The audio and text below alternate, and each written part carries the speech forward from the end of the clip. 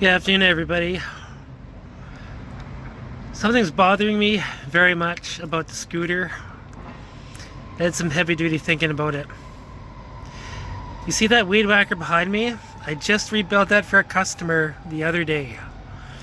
That is a 17 cubic centimeter engine, and I was able to get 110 pounds per square inch of pressure on that after pulling on it for 5 times. The scooter that I have is 50 cubic centimeters or 49.3, and I was only able to get 60 pounds per square inch, and it did start just a little bit, but it did not start a whole lot, and I'm still having trouble getting it to kick over on the kickstart. The key word here is pressure. On the pressure gauge, on an engine that big on a scooter, I'm not able to get it. But on this weed whacker behind me, I was able to get it fully functional. Max straight out, even when I tuned it up. So I have a lot more work to do on the scooter. So let's take a look at the scooter real quick. Okay. This is the new carburetor. The one that I ordered. The one that's not original Mikuni, but it's a Mikuni style. This is the fuel line. Everything is hooked up the way it's supposed to be hooked up. The fuel line goes into the carburetor. The oil goes to the carburetor.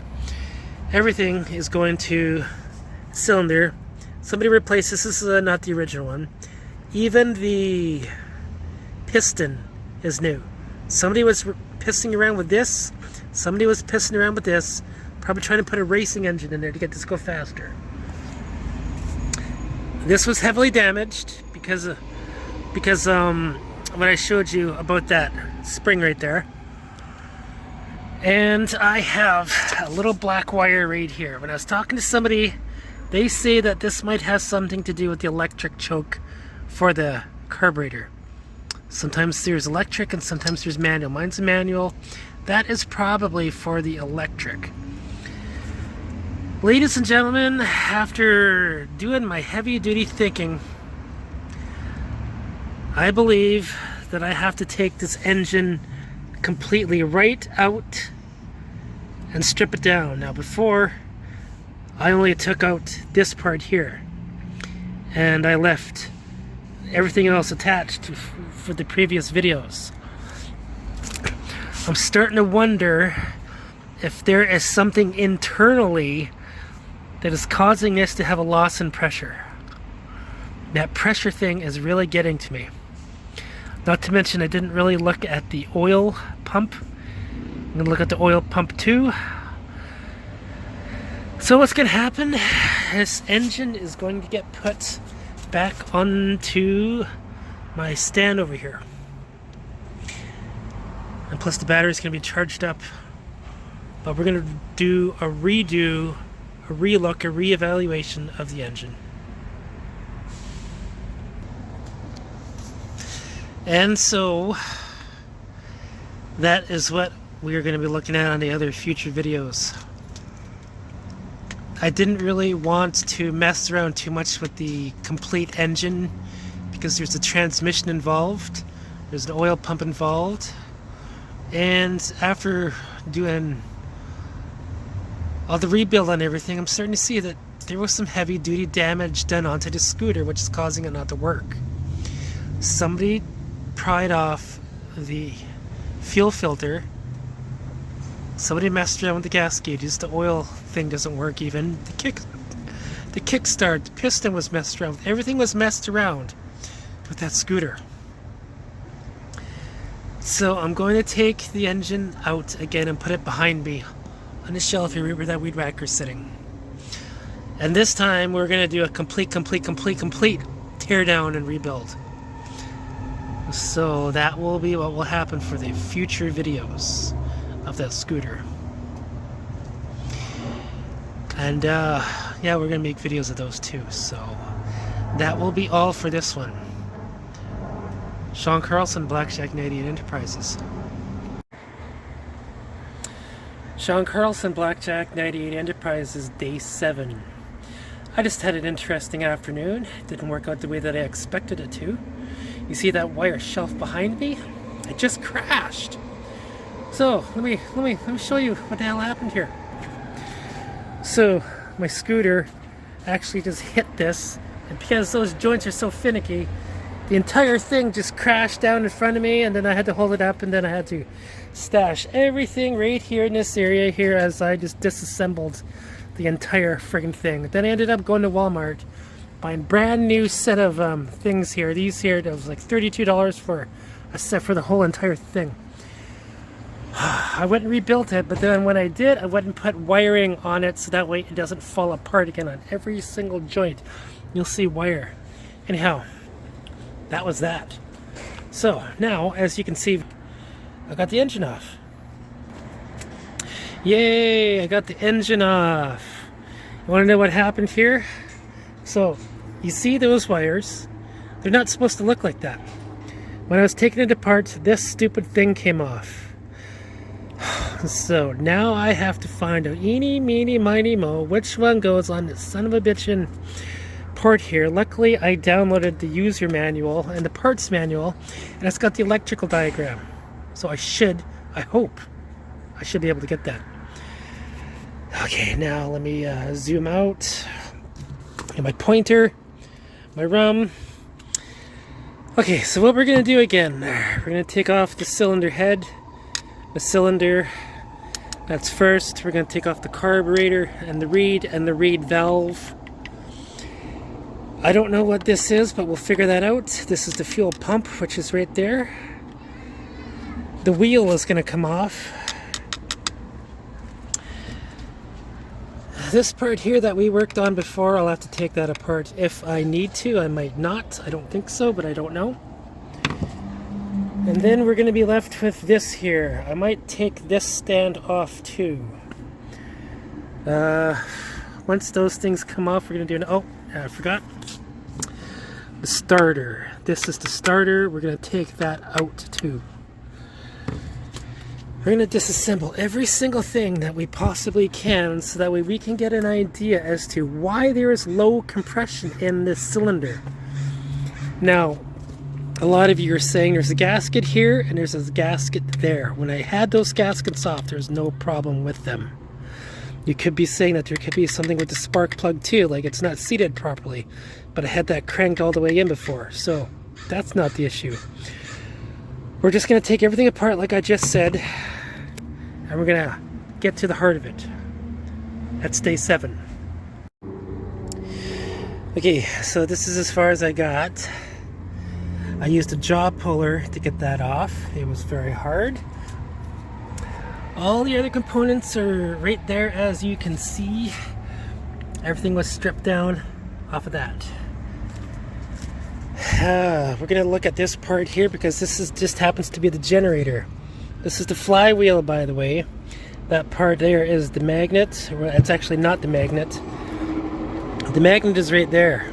As you can see, it just sucks my thing. So this is the generator part that creates the electricity in your motorbike. I clean it up a lot with the WD-40 and brake fluid. I want to let everybody know that these wires are polyurethane coated, which means if you use a heavy-duty acid on these wires to clean them, you're going to strip that plastic coating and cause a short. And what that will mean is you'll need either to buy a new one or you'll have to buy polyurethane coated wire to wind that back yourself. It's a pain in the ass. The only thing that I used was WD-40 and brake cleaner. Did not do anything else, and I used a plastic toothbrush. So what I'm going to do is I'm going to take this off. There's 2 screws right there, one there, one there, and then this comes off right here and right here, and maybe this entire thing pops off. And plus the fuel pump. I just noticed this tube here.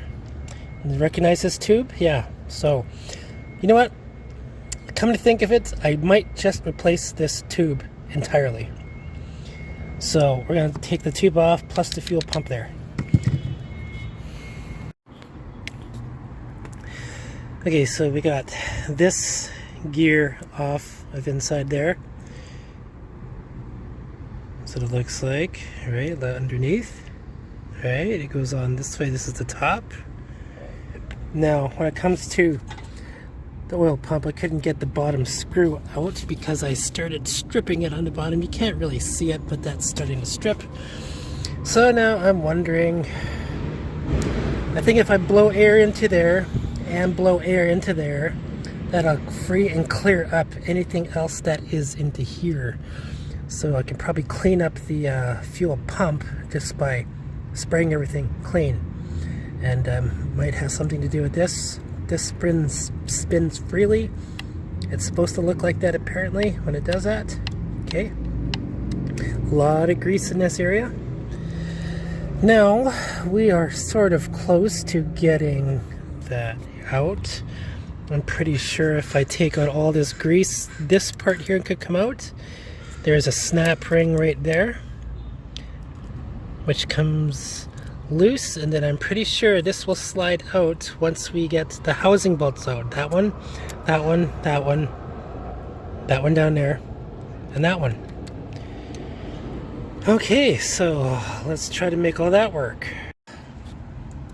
Okay, so I just did some magician shit to get that, I got that one out, but the bottom one, I remember I said I stripped it. Well, here's the one that was not stripped, that came out right. And this is the one that I went and drilled out. Okay, I drilled it out with this drill bit. Okay, so I screwed the hell out of it. Then I went and took a square Phillips and just jammed it right into there and smacked it with a hammer. So as you can tell, I put a square peg into a round hole and I got it out. Now, a lot of you are saying, yay, woohoo, yay. Well, guess what? No, now I gotta go to Canadian Tire or Home Hardware or someplace and I gotta replace this. So that's done. But now that we got this apart, now we can take out this fuel pump. And the only way that we can do that is there is a washer right here that comes out. Okay, so as soon as you get that out, this can now slide out. I'm going to work on that. Alright, fuel pump, not fuel pump, oil pump analysis. I got the oil pump out of there completely. Thanks to one of the screws that wouldn't come out, now I got to replace it, but this is how everything goes together, okay? So this here part you got to pay attention to because this is not just a solid pin. It goes into that hole right there, and that holds this into it, which spins, okay? Now I did some heavy analyzing on this, and where the heck is that part? This here is what causes this to spin. So this goes around really fast when you're revving the engine. It goes really hard, like, and then you let go and blah, blah, blah, blah. So the oil pump is dependent on the speed of the engine, and those little gears there turn this, and it turns it very slowly. So while this is going like this, this one is actually spinning slowly like that. Okay, so this is grabbing onto this and turning it, and when it turns, that's what it looks like. See, I'm spinning it clockwise. Okay,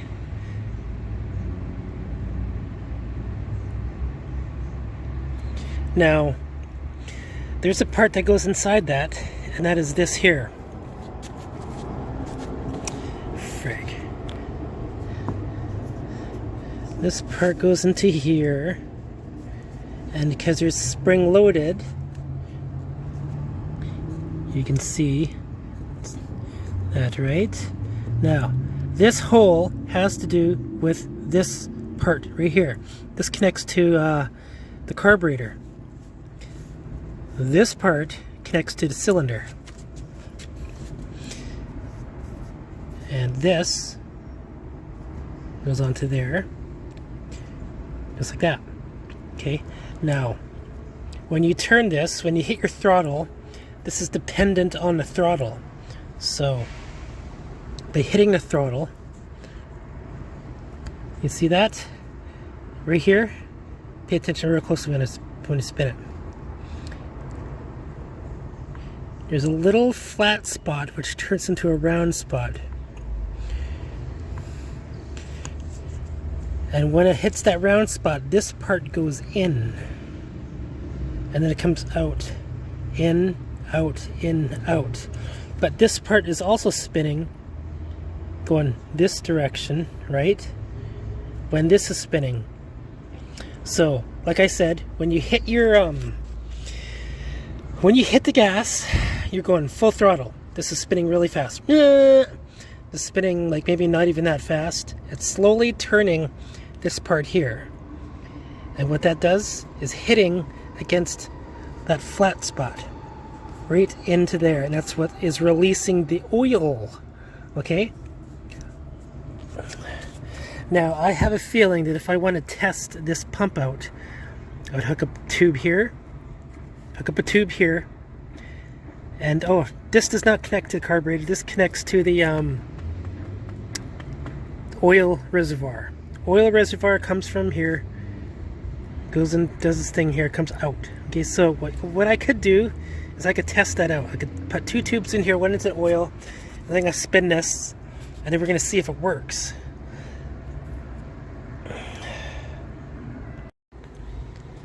Okay, so I got a tube which goes to the oil reservoir. I got some oil. I got the one that flows out to the carburetor, this part here. This is the part which I put black tape around because I'm going to hook it up to the drill. So we're going to do things that we don't normally do, and we're just going to see if this fuel, if that oil will go through the pump when we turn it. Okay? So let me get this phone set up. Okay, I have everything stripped on both sides of the cylinder. On this side, I got everything right down to that seal.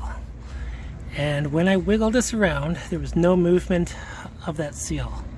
That does not mean that it's not leaking. It just means that there's no movement in it to give me a doubt that there is leaking. Those effing screws are in there so tight, I am kind of scared to take them off, because I might strip them just like I stripped the other one. Now let's look at this, the joining. The join is like right here where my fingernail is, and as you can tell, there is gasket sealer all along the seam here. It's like that all the way around. So I'm probably thinking that there is zero leak with that. Now when we look on, you know what, let me put this on pause so we can look at the other side. But before I do, I wanted to also point out, I found that there was holes going straight through into the carburetor through this one and this screw hole. That could mean that there was a leak coming through here. Now there's a rubber gasket which goes around this cover here where the reed valve goes into, and then it's these screws right here that make that seal there. So all these screws are the same. There's no rubber anything on the end of them. There's no differentiation of them. So I'm thinking there could be a leak through here or anywhere on this surface. Now I'm going to turn this around. Okay, this is the other side of the crankshaft. As you can see, there's another seal right there too. When I move this around, there is zero movement. There is no indication that there is any leak coming from that area. And there's no crack around when I inspected it and I cleaned it up. So when you look at the crack here, the seal, the join, there is little areas where it does not tell me that it is leaking. However, there could be very much a leak on this gasket here. There's supposed to be one, so we could replace this with another one, maybe a thicker one. There could be a small air leak in here, I don't know. But that is it as far as I can tell for looking for any signs which would cause us to have low compression. So what I'm going to do is I'm just going to clean everything up. Oh, and the oil pump. I'm going to get a new oil pump. Oil pump seems to be easy to put in. And we're going to clean this up again and then slowly start assembling it. Okay. Having said that, with this here we're not going to touch because this has to do with the wheel, transmission, and everything. So there's no need for me to mess around with this entire configuration. It was just this here that I was after. So I'm just going to slowly start putting everything together and make sure everything is clean and sealed tight as I go.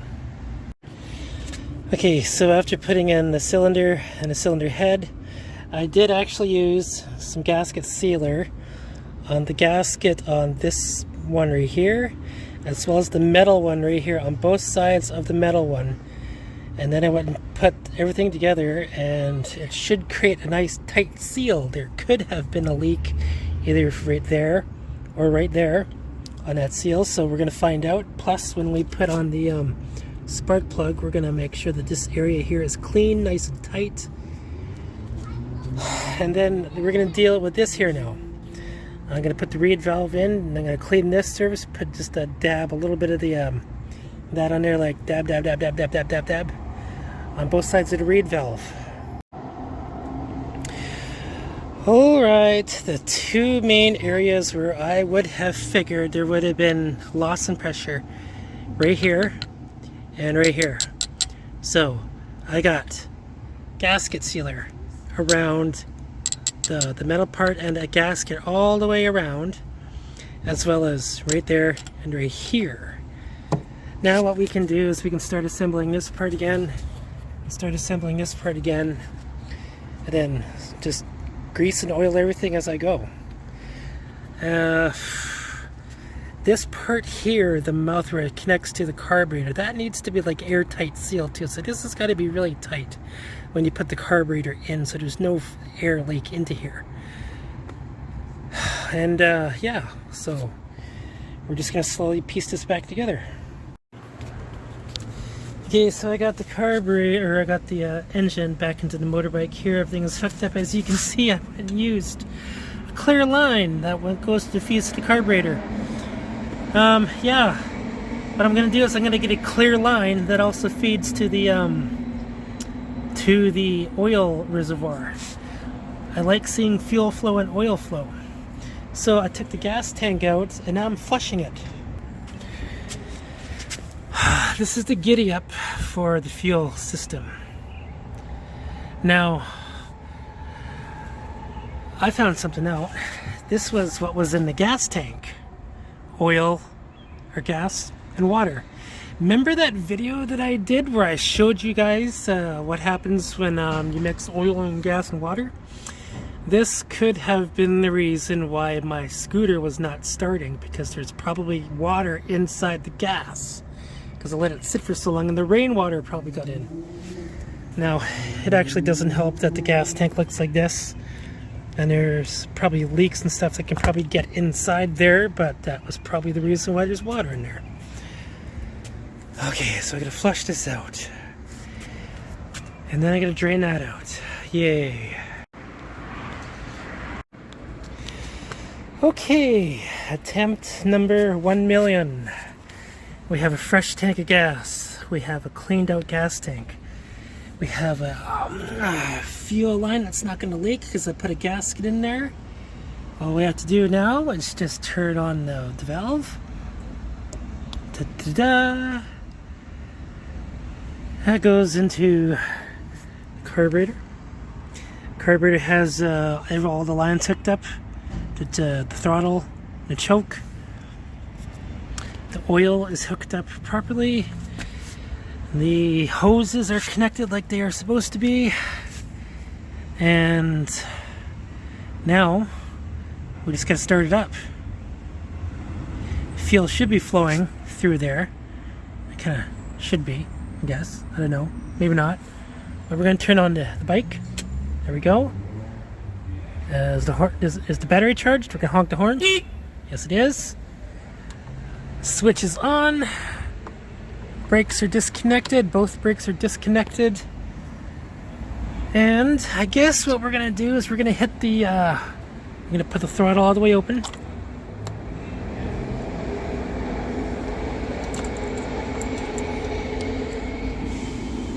Ooh, what's this? Oh, that's the throttle. I gotta hook that up. Hold on. Okay, hook that back up. What we're gonna do is we're gonna hit the start button. We're gonna use the this part here. We're gonna watch the fuel flow if it flows. So here we go. 3, 2, 1.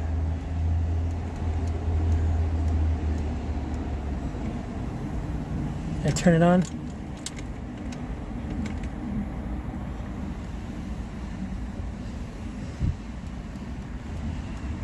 Hold on. Okay, well, if there's one problem after another, my stupid starter switch is not working, which is probably the wiring, which is bad connection. We're gonna kickstart it.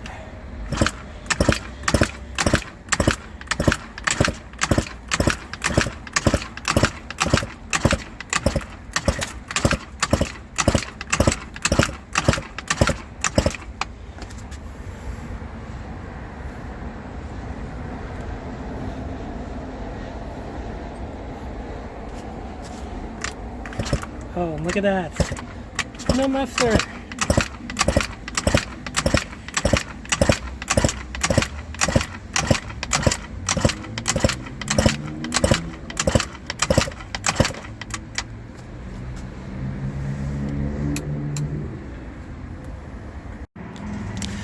Okay, this is attempt 1,000,001. With those connections right there, I pulled these ones out and bared them with a steel wire brush. I did the same thing with this one here. So the connections that are coming out from here are good now. Has new fuel, flushed out fuel tank, flushed out lines, the battery is charged, got the keys in there. So what we're gonna do is we're gonna put the choke on. We're gonna see if this works, and hopefully it should start just a little bit. The muffler has been put back on, as you can see, if you can see it. All the lines and stuff are attached like they're supposed to be. So we're gonna hit the ignition, electric ignition. If that does not work, we're gonna hit this kickstart. 3, 2, 1. Oh, what?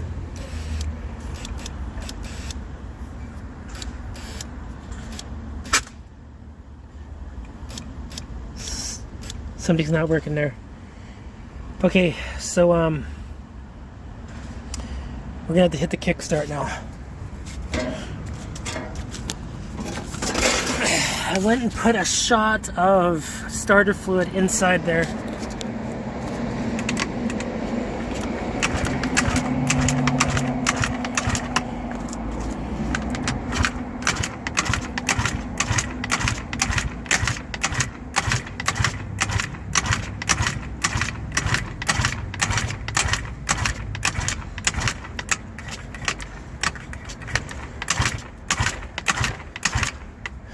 Man. Okay, brake time. It's time for me to put the brakes into effect. So let's look at the way it goes in.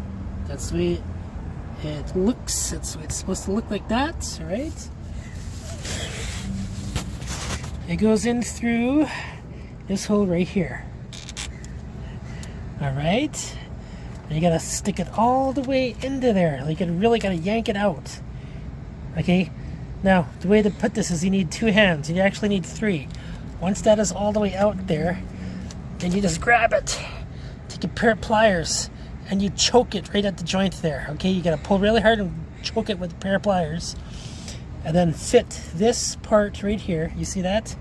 That hole goes over that, and since this is threaded, that's the part right there that fits onto the end of this on this side of that hole.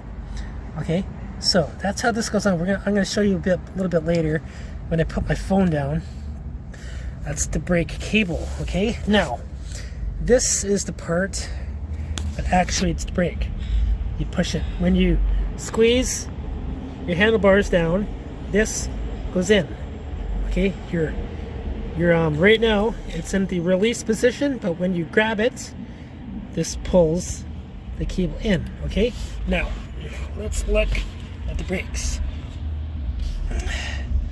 This right now is in its relaxed position, so therefore it's not grabbing the wheel because this is all the way out. But when you push it in, when you're grabbing the brakes, this goes in, and you're going to see the action there of how it works. You see that? It's spreading the brakes apart to grab the wheel when you push it in. Okay? I'm in an awkward position. So, that's how the brakes work. And what I'm going to do is I'm going to put the wheel on. I'm going to put the wheel on and put it with the nut, and then I'm going to try to get this to work. It's probably not going to work as much, but I'm going to do my best. So let me put this on hold. Okay, with a lot of fighting, I got it. Now, it wasn't as hard as I made it out to be. All I had to do was take the brake line here and make a nice clear path. So that way there was no obstruction, no fighting with it. So once this was all in, I went and tightened this all the way in, and then I slacked it off about 6 turns. So you're going to see when you look at this nut here, it goes with the curve of the thing here. So I went click, click, like from tighten, and I counted down 6. Okay, and then that gives this still the movement, and the brakes actually grab it pretty good. So as you can tell, it moves nicely, and there's no grinding because of the brakes that are in there. So this thing is now good to go. So the brakes should work. Now, according to everybody, this should be the last step that I need, because you're supposed to grab the brakes in order to make it run. So that's what we're gonna do now. Frank. Okay, test number 1,000,002. So the engine has been fully, completely sealed, and the carburetor is put on tightly and properly. Gas fuel line has been cleaned out, flushed out. All the tubing has been assembled. The battery is charged. The brakes have been assembled. So what we're going to do is we're going to check for spark and compression. Okay? And then we're going to try to actually start it. So let's start with the spark. So let's turn the key on.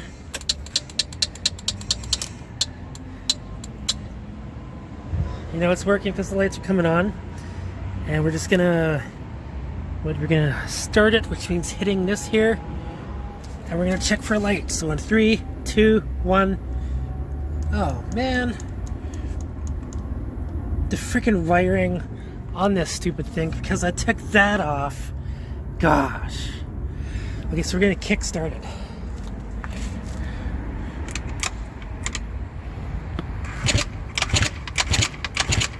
Okay, so you see that flash, that means we have spark. So now we're gonna check the compression. Okay, so we got the compression gauge hooked up here. We're gonna kick start it because we got a wiring issue.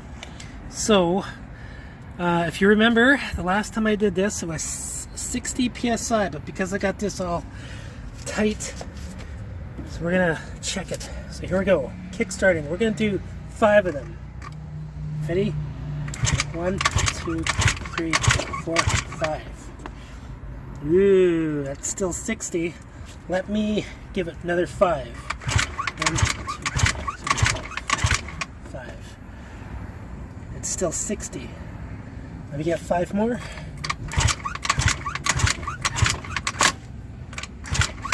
5. Okay, so that right there is our reading after 15 pumps. just a little over 60. The manual says there should be at least 120, so maybe that's the maximum, I don't know. But when we're looking at this needle, it's not going down, which means that's probably it. That's probably all that we're gonna get. I have done everything, maybe, you know, I just don't know. But that's what we have right there. 65. So what I'm gonna do is I'm gonna put the spark plug back onto it. Spark plug back onto it. Hit the brakes, put it on choke, and then we're gonna try it out.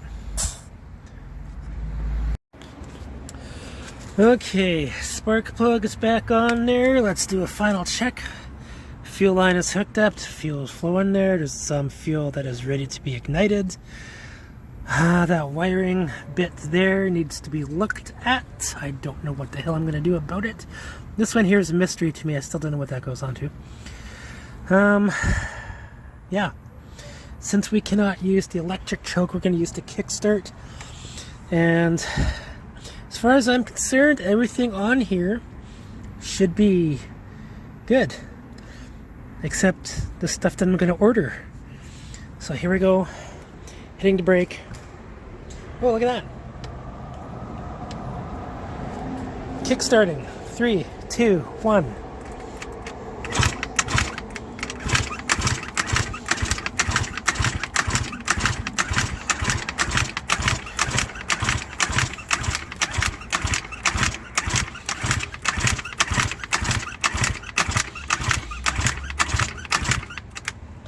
Okay, what we're gonna do is we're gonna take the choke off like that, and then we're gonna turn the throttle open and we're gonna lock these brakes down.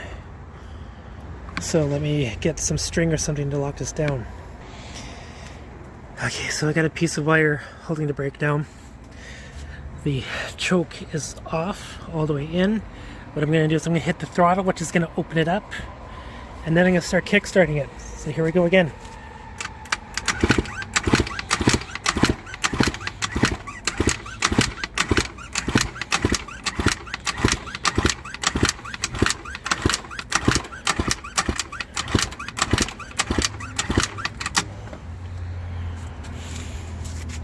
Oh, you know what?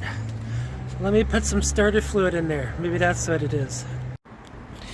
Okay, there's a squirt of starting fluid in there. We're going to turn on the throttle all the way, which means air is going all the way through the carburetor. And here we go, it should fire up. You'll hear that?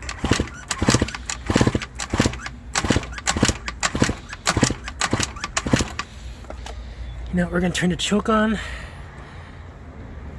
This means we're strangling the air circulation in the cylinder.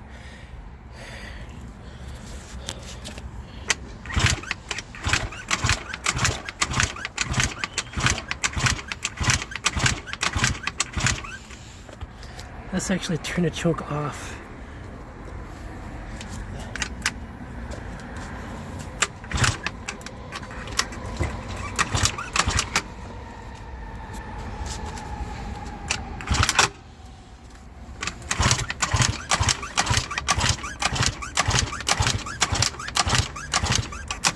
Okay, ladies and gentlemen, that starter fluid seemed to be the trick. It's getting a little late over there, so what I'm going to do is I'm going to try this again tomorrow. I'm going to spray some more stuff into there. You know what, maybe I can even spray some stuff into here too. Let's try that.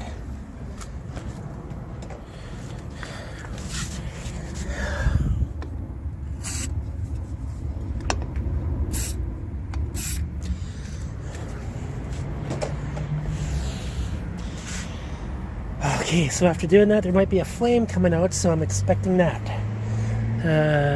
Choke is on. Choke on.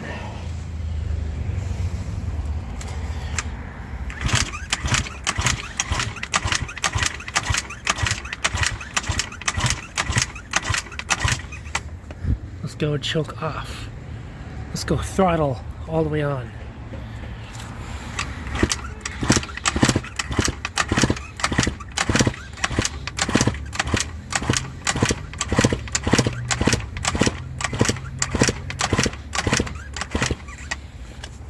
Okay.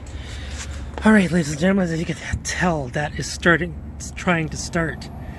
And it will work. It will work eventually. It's just getting tired now. I'm going to try this again tomorrow. Okay, this is the old spark plug. The new one is right there. It's a Champion. This one here is an NGK. So this one says BPR. The other one is a Champion CQ something or other. Now what we're going to do is we're going to kickstart it. We're going to turn the key on. Oh, I got to put the key on. I get the key on. Turn it on. Fuel is flowing. We're going to kickstart it like we said, and if that does not work, then we're going to use the drill and we're going to attach it to this side of the crank. And we're going to turn it constantly. Okay, so here we go. Test number 3,000,003. Choke on.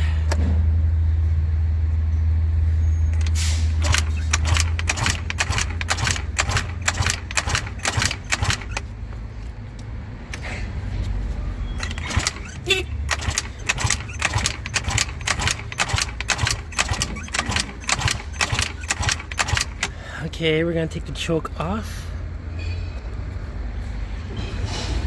Oh, of course, we're going to hit the on button, so we're going to put choke back on again. Shit. Ooh, hear that? Okay, choke off.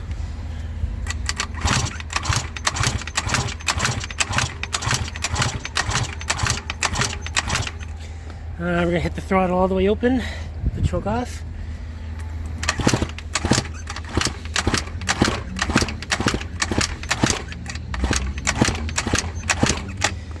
Okay, throttle closed.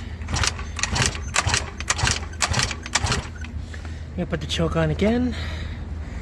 Some of you might say that I'm flooding it, but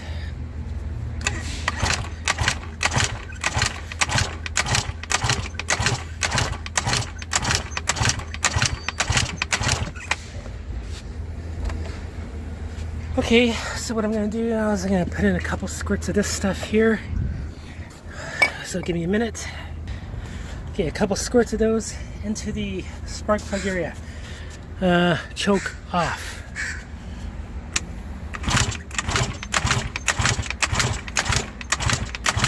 Okay, choke on.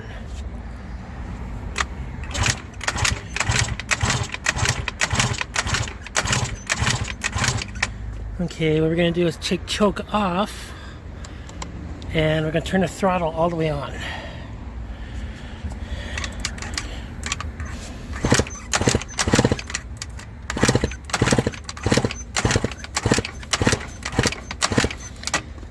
Okay, drill time.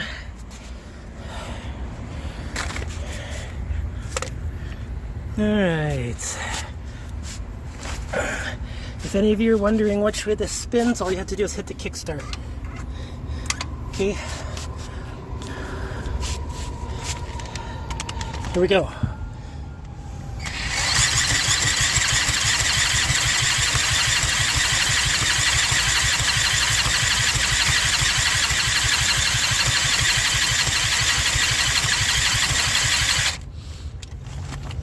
Okay, that was choke off.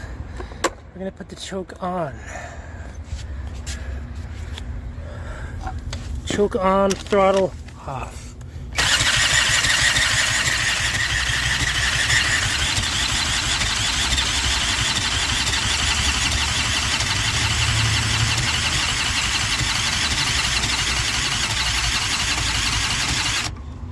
Okay. Now we're gonna do, I can't do two things at once here. I'm gonna have to put the phone down. I'm gonna have to hit the throttle. Oh, you know what? I'm not even touching the brake. Oh, for fuck's sakes. Let me put the brake on. Okay, choked, no throttle. Brake is on.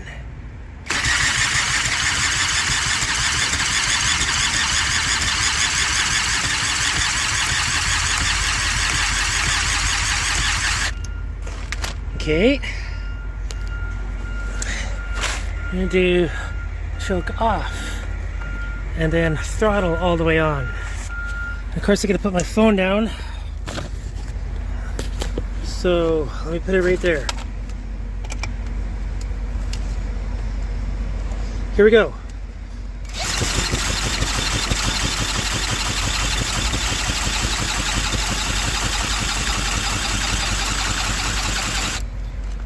Okay, it's wearing out my drill. Okay, so let's see here. It's still not starting up.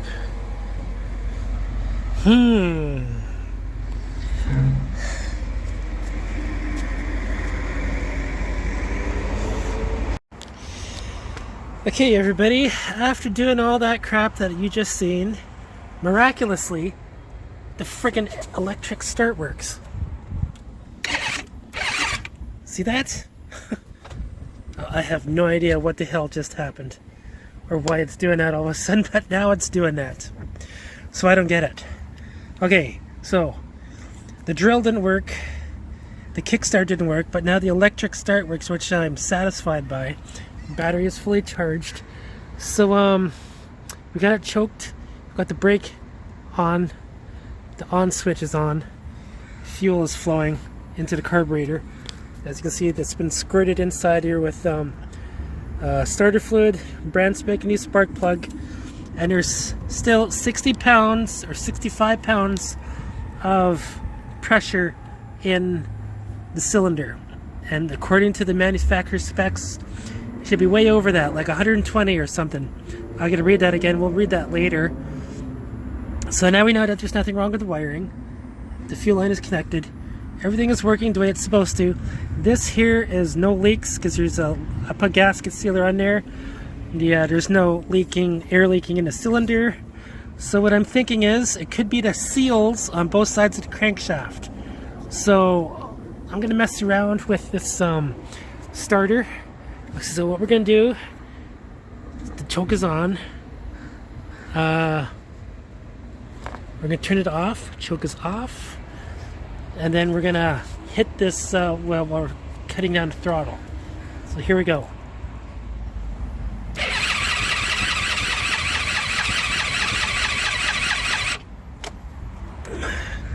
Okay, choke on. Gas.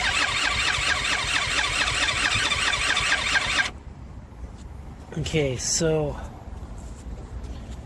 we're going to give another shot of this stuff here. Okay, so once again, shots into the cylinder as well as squirting into here. This stuff, starter fluid. Okay, choke is on. Brakes are on. Everything's on. On switch. Here we go. Electric start.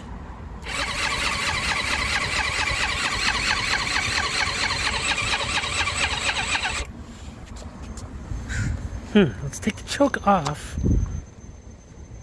And then hit it. There. Throttle on. It sounds like the battery is dying.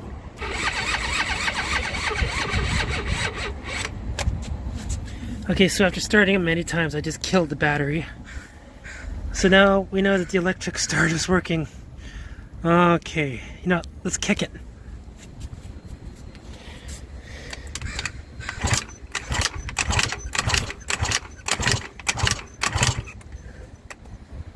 Choke.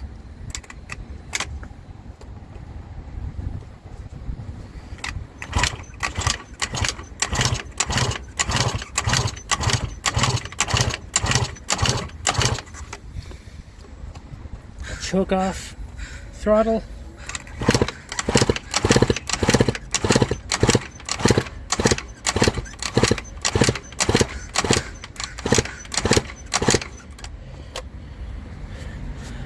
More squirts.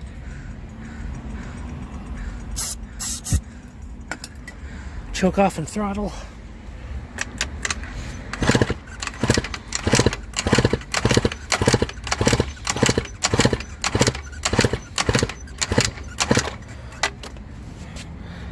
Okay, that's it. Okay, everybody, this would be the last video that I make before the next step. let's look at the manual here. If you can see right there where it says engine, compression ratio pressure, it says 90 to 120 psi. Okay, it says right there, plus all the other things that it says. So let's look at all the other things that it says. This comes from the Eaton service manual that I downloaded. It's got this written at least 3 times with the service manual, the parts manual, the user or the operator manual. Okay?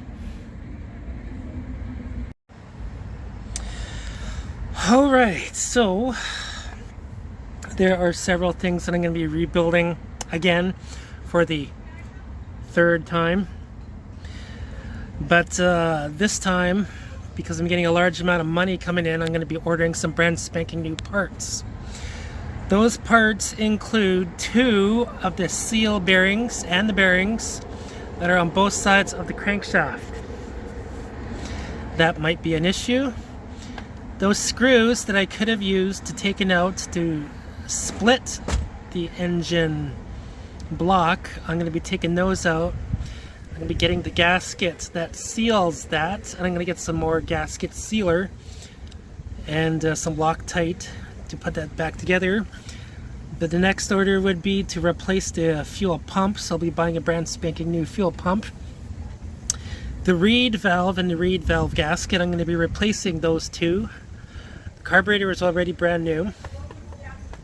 The hosing for the fuel pump to the carburetor, I'm going to replace that with a clear one, so you can see the clear oil going through. And let's see here.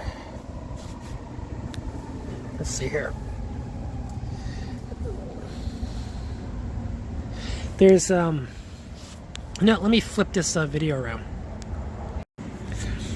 Okay, so when it comes to everything to do with the engine, it's going to be the gasket that is between here and here, right here, what separates the 2.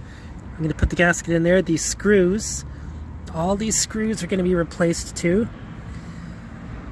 I've got a list, but the gasket between here, the cylinder head and the cylinder, that's going to be replaced. The gasket into there is going to be replaced. This is the reed valve that is underneath this tube. This tube is going to be replaced, plus the reed valve, plus the gasket. This fuel entire thing is going to be replaced. This is going to be replaced too. The oil level sending unit, that's going to be replaced because apparently that doesn't work. Neither does that. The oil pump, like I just said, which is under here, oil pump is going to be replaced. And now we know that there's nothing wrong with the starter motor. That wiring seems to be fine. You know what I did? I just wiggled this and it came to life. So its starter motor works with that. I'll be working on that. When it comes to the ignition, it doesn't look like there's anything wrong with the ignition. There's nothing wrong with this here at all. Nothing wrong with any of the cabling here that I found. All the wiring seems to work.